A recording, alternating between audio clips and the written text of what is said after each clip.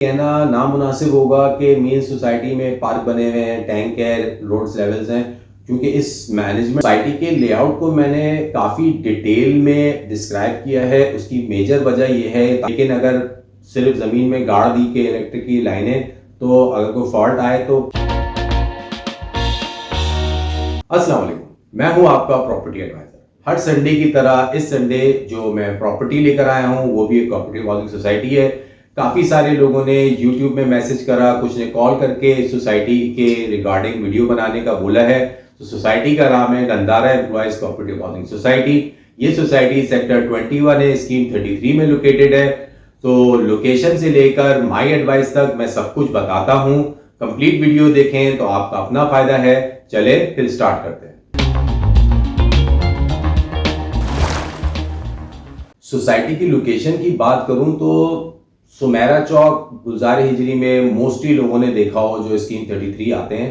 तो अगर आप सुमेरा चौक से टूवर्ड्स जब आप सुलेमान चौक जाते हैं, सुमेरा चौक में रिसेंटली अरामको का पेट्रोल पंप बना है। तो सुमेरा चौक से टूवर्ड्स जब आप सुलेमान चौक जाते हैं, उसके बीच में सर सैयद चौक आती है। सर सैयद चौक को क्रॉस करते ही सुलेमान चौक, सुलेमान चौक से जैसे ही जो नया 150 फीट रोड बना है, लेफ्ट लेते ही सीधे हाथ की 150 बाय 150 फीट रोड की कॉर्नर की सोसाइटी है।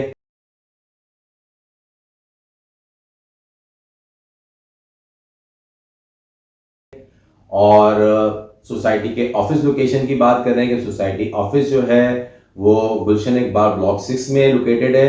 सोसाइटी की लोकेशन, सोसाइटी ऑफिस लोकेशन दोनों का गूगल लिंक मैंने डिस्क्रिप्शन में डाल दिया है। लेआउट की बात करूं तो सोसाइटी में नॉर्मली इजी हो जाता है कि ये कहना कि 120 गज, 240 गज, 400 गज के प्लॉट्स हैं। इस सोसाइटी के लेआउट में ही कैटेगरीज लेन वाइज बनाई हुई है, मींस लेन्स के नेम है। जैसे R 120 गज की बात करूं, R1 से R1, R2, R3 से लेकर R5 तक की लेन्स हैं। अब इसको मैं अगर डिस्ट्रीब्यूट करूं, R1 और R2 की बात करूं तो दोनों वेस्ट ओपन कैटेगरीज हैं और बैक कमर्शियल हैं, 24 फीट रोड पर हैं। R5 भी बैक कमर्शियल है, लेकिन इसका रोड साइज जो है वो 33 फीट है। और अगर R4 की बात करूं तो इसके बैक जो है वो 240 गज की है, फ्रंट ईस्ट ओपन प्लॉट है और 24 फीट रोड पे है। और R3 जो है, जो वेस्ट ओपन है, वो 24 फीट रोड 120 गज की फेसिंग है। और जो ईस्ट ओपन R3 के हैं वो 40 फीट रोड है, ईस्ट ओपन है और 240 गज की फेसिंग है। 240 गज की कैटेगरीज की बात करूं, मैंने आप लोगों को बताया A1 से लेकर A9 तक इसमें लेन्स हैं। हर लेन्स की अपनी खुसूसियत है, तो मैं पूरी डिटेल में आप लोगों को यूं बता रहा हूं ताकि आप लोग रिवाइंड करके भी देख सकें। इन फ्यूचर अगर आपको प्लॉट लेना हो तो आप बाकायदा लेन वाइज प्लॉट सर्च कर सकें। तो मैं पहले बात करता हूं A1 की। A1 जो कैटेगरी है ये 40 फीट रोड है, ईस्ट ओपन प्लॉट है। इसके बैक पे 600 गज की कैटेगरीज है और 400 गज की फेसिंग है। और अगर 240 A2 कैटेगरी की बात करूं तो ये भी 40 फीट रोड है, ईस्ट ओपन प्लॉट्स हैं। बैक इनकी 600 गज की है, लेकिन फ्रंट इसकी जो है ना 240 गज फेसिंग है। A3 कैटेगरी की बात करूं, ये सारे A3 category waste open plots हैं। इसमें 2 या 3 प्लॉट 240 गज की फेसिंग है, बाकी मस्जिद और इम्यूनिटी फेसिंग है। लेन A4 की बात करूं तो इसमें जो ईस्ट ओपन प्लॉट्स हैं 40 फीट रोड पर हैं, लेकिन जो ईस्ट ओपन प्लॉट्स हैं वो मस्जिद, प्लेग्राउंड और पार्क फेसिंग है। और जो वेस्ट ओपन प्लॉट्स हैं वो waste open plots 40 feet road पर हैं और 240 गज की फेसिंग है। लेन A5 की बात करूं तो जो स्कूल फेसिंग जो प्लॉट्स हैं वो 40 feet road east open category है, मींस अभी फिलहाल यहाँ पर प्लेग्राउंड बना हुआ है। और यहाँ पे जो वेस्ट ओपन प्लॉट है वो 40 फीट रोड पर है, लेकिन 120 गज की फेसिंग है। लेन A6 की बात करूं तो इसमें ये लेन A6 जो है ये सारे बैक कमर्शियल हैं, बड़े कमर्शियल्स हैं। इसमें टोटल 8 प्लॉट्स हैं, 4 प्लॉट जो हैं वो 40 फीट रोड पर हैं और 4 प्लॉट 20 फीट रोड पर। लेन A7 की बात करूं तो ये सारे A7 वेस्ट ओपन प्लॉट्स हैं। इसमें 1 से 9 जो है वो 40 फीट रोड पे हैं, कुछ जो है वो 20 फीट रोड पे हैं। इस लेन में आखिर में एक कमर्शियल भी है।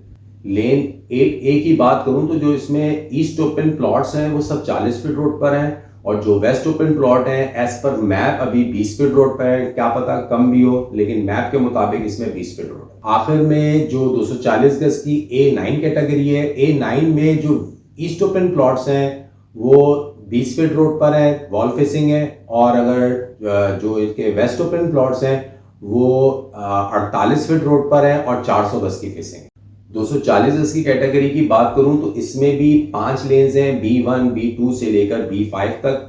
B1 की बात करूं तो छोटी लेन है, इसमें जो कुछ प्लॉट्स हैं जो 150 फीट रोड पर है, मेन रोड फेसिंग है, और कुछ प्लॉट ईस्ट ओपन है, 40 फीट रोड पे है और 120 गज की फेसिंग है। B2 की बात करूं तो B2 जितने भी ईस्ट ओपन प्लॉट हैं वो 40 फीट रोड और 1000 गज की फेसिंग है, और B2 में जो वेस्ट ओपन प्लॉट है वो 400 गज की फेसिंग है। B3 की बात करूं तो ईस्ट वेस्ट दोनों 40 फीट रोड हैं और दोनों 400 गज की फेसिंग है। लेन B4 की बात करूं तो ये ईस्ट ओपन प्लॉट है और 40 फीट रोड, 400 गज की फेसिंग है। B5 लेन की बात करूं तो B5 लेन में इसमें जो ईस्ट ओपन प्लॉट है वो 48 फीट रोड पर है और 240 गज की फेसिंग है, और जो वेस्ट ओपन प्लॉट्स हैं वो as per map playground facing है और 60 फीट रोड पर है। इसमें कुछ प्लॉट्स जो हैं आगे जाके आखिर के दो शहर मोस्ट प्रॉब्ली 30 फीट रोड पर एज पर मैप लोकेट है। 600 गज की बात करूं तो इसमें सी कैटेगरी जो है, इसमें बेसिकली मैप में तो C1 C2 दो लेन्स हैं, और इसमें ये सारे वेस्ट ओपन है और 150 फीट रोड पर है। और अगर 1000 डी कैटेगरी की बात करूं तो इसमें कुछ प्लॉट्स जो हैं वो ईस्ट ओपन है लेकिन 150 फीट मेन गुलजारेजरी रोड फेसिंग है, और कुछ प्लॉट जो वेस्ट ओपन है 40 फीट रोड पे है और 400 गज की फेसिंग है। काफी डिटेल में डिस्क्राइब किया है, उसकी मेजर वजह यह है ताकि आप लोग अगर जो कोई सी भी कैटेगरी में प्लॉट लेना चाहते हैं तो वीडियो को आप डिटेल में बार बार रिवाइंड करके सुनना चाहें तो सुन भी सकते हैं, क्योंकि इसमें R1 R2 R3 R5 फिर B1 से A1 से A9 और B में भी 5 लेन्स हैं, और C और 600 गज और 1000 गज तो कमोबेश थोड़े प्लॉट हैं, उसमें तो इतनी कैटेगरीज नहीं बनती। जो मेजर कंफ्यूजन क्रिएट होती है वो आर कैटेगरी में और ए कैटेगरी में, क्योंकि आर, ए और बी कैटेगरी तीन कैटेगरीज ऐसी हैं जिसमें लेन्स बहुत सारी हैं और एज पर लोकेशन प्राइसेस भी उसकी चेंज होती है। सोसाइटी के डेवलपमेंट की बात करूं तो ये सिर्फ ये कहना मुनासिब नहीं होगा कि सोसाइटी के रोड लेवल्स हैं, पार्क बना हुआ, टैंक बना हुआ, क्योंकि सोसाइटी की मैनेजमेंट ने अंडरग्राउंड जो काम किया है वो कहीं ज़्यादा है ऑन ग्राउंड एक्टिविटी के। ऑन ग्राउंड अगर बात करूं तो अभी पार्क बना हुआ है, मस्जिद रिसेंटली काम स्टार्ट हुआ था, और सबसे बड़ी चीज़ जो उन्होंने टैंक बनाया है। अब वो टैंक जो है बेसिकली नॉर्मल सोसाइटीज़ में भी टैंक होता है, ऑन ग्राउंड बेसमेंट में टैंक करके बनाया जाता है ज़मीन के अंदर, जिस तरह सारे घरों में बनता है, लेकिन समहाउ वो बाय ग्रेविटी सारे घरों में शायद इस तरीके इजीली ना पहुंच सकता हो। तो इन फ्यूचर अगर सिर्फ ग्राउंड में ही टैंक होता तो लोगों को अपने घर पे मशीन लगानी पड़ती, सक्शन मशीन। ओवरहेड टैंक बनाने का बेनिफिट ये होगा कि बाय ग्रेविटी सारे घरों तक पानी इजीली पहुंचेगा, और मेरी नॉलेज के मुताबिक ये जो रिजर्व टैंक बना है ये सिर्फ रेजिडेंशियल्स के लिए है और कमर्शियल के लिए अलग रिजर्व टैंक बनेगा। बाकी अंडरग्राउंड की मैं बात करूं तो अंडरग्राउंड नॉर्मली, अच्छा वाटर एंड सीवरेज कंप्लीट हो चुका है।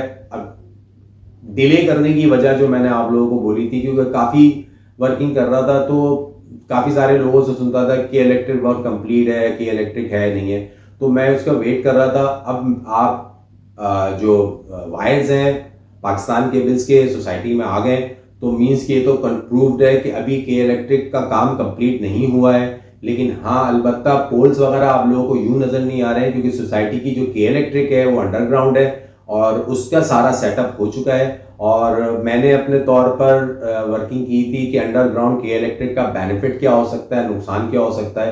तो बेनिफिट तो ये है कि डेफिनेटली कि आप लोग ज़्यादा जहाँ पर जिस सोसाइटी में के इलेक्ट्रिक में डली होती है प्लॉट खरीदते हैं तो बहुत सारे सवालात आते हैं। सबसे पहले कि अनडेवलप सोसाइटी है कि आगे जाके हमें के इलेक्ट्रिक के पैसे देना होंगे नहीं देना होंगे। तो पहली चीज़, ये सोसाइटी में जितने भी प्लॉट्स हैं वो सारे डेवलपमेंट पेड हैं। सेकंड बात ये है कि ये आता है कि भाई कल को के इलेक्ट्रिक आएगी, पोल और पीएमटी कहीं आपके प्लॉट के आगे ना आ जाए, तो उसमें सबसे बड़ा बेनिफिट अंडरग्राउंड का ये है कि आप किसी भी लोकेशन का प्लॉट ले लें तो आपके अंडरग्राउंड के पोल, आपके जो घर के आगे पोल और पीएमटी तो आनी नहीं है। सही है, क्योंकि सारा इन्होंने अंडरग्राउंड किया है।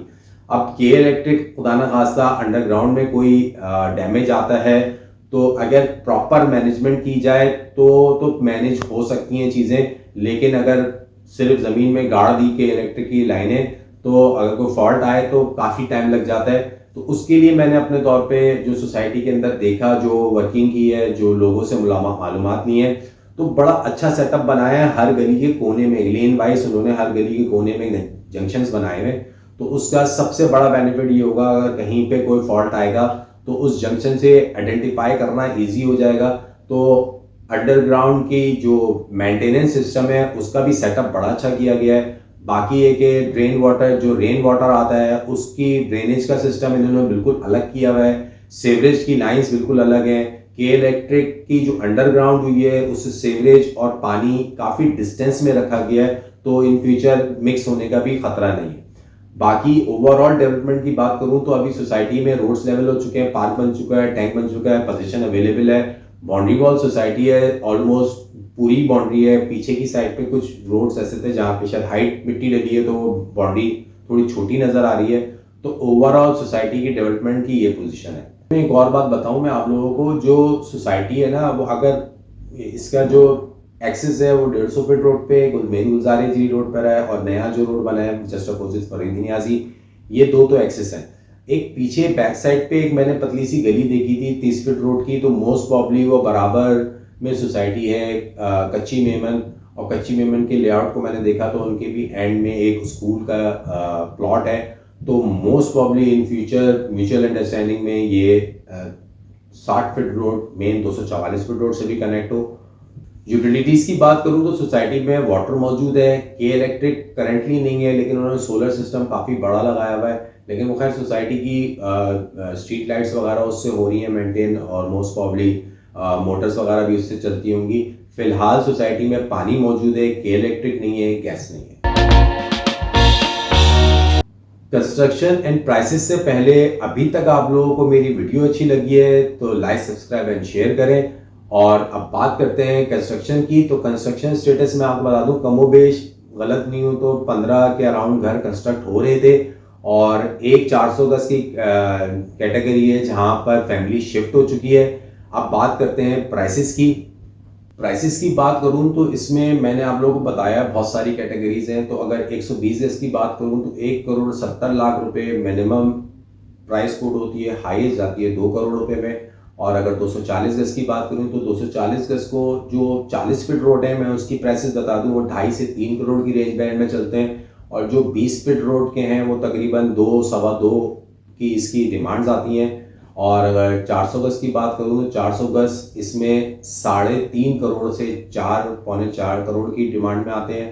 और अगर 600 गज की बात करूं तो 4.25 से पौने 5, और 1000 गज की बात करूं तो 6.5 करोड़ रुपए से 9.5 करोड़ रुपए इसकी मार्केट जाती है। सोसाइटी की रेटिंग की बात करूं तो सोसाइटी जिस हिसाब से अनडेवलप्ड सोसाइटीज में कंसीडर करूंगा, फैमिली रह रही है, काफ़ी अच्छा काम हो रहा है और सिस्टमेटिक वे में काम हो रहा है। अगर इसी वे में इसको कंटिन्यू करें और जितनी मैंने मालूमात की हैं और वो फर्दर वो इम्प्लीमेंट हो जाती हैं तो बहुत ज़बरदस्त सोसाइटी होगी। तो करंट पोजीशन में अगर मैं अभी सोसाइटी को रेट दूंगा तो 7 आउट ऑफ 10 रेट करूँगा।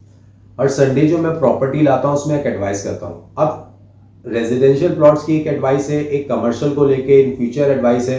तो करंट पोजीशन की एक एडवाइस दे दूँ कि मीन्स 5 कैटेगरीज रेजिडेंशियल हैं। मेन रोड का मैंने आपको हर वीडियो बताया, उसके एक अलग ही बायर है। तो उसको उसके अलावा अंदर के प्लॉट्स की मैं बात करूं तो इसमें 240 गज, 400 गज और अंदर के 1000 गज के जो रेजिडेंशियल प्लॉट्स हैं वो अच्छी बाइंग हो सकती है। और इन फ्यूचर अगर आप घर बना के रहना चाहें तो भी ये 3 कैटेगरीज तो मुझे बहुत अच्छी लगी हैं। इसके अलावा रेजिडेंशियल कमर्शियल की मैंने जो बात करी थी, तो कमर्शियल में इन फ्यूचर अगर जहाँ पे कमर्शियल्स में कंस्ट्रक्शन स्टार्ट होती है और बुकिंग होती है तो मुझे इसकी बुकिंग भी बहुत अच्छी समझ में आती है। ये जब भी स्टार्ट हो, साल 2 साल 3 साल बाद, लेकिन जब भी हो तो इसमें अंदर रेजिडेंशियल के जो फ्लैट्स आएंगे इन फ्यूचर उस पर मॉनिटर करें, उसको बुक करना भी बड़ा अच्छा रहेगा। हर वीडियो में मेरी पूरी कोशिश होती है कि मैक्सिमम नॉलेज जो मेरे पास है वो आप तक फॉरवर्ड करूं। सो मेरी वीडियो अच्छी लगी है तो लाइक सब्सक्राइब एंड शेयर करें। As I always said, your like subscribe and share works as an oxygen for फाफा 360। So please like subscribe and share. अगले संडे फिर एक और प्रॉपर्टी के साथ हाजिर होता हूं। अल्लाह हाफिज।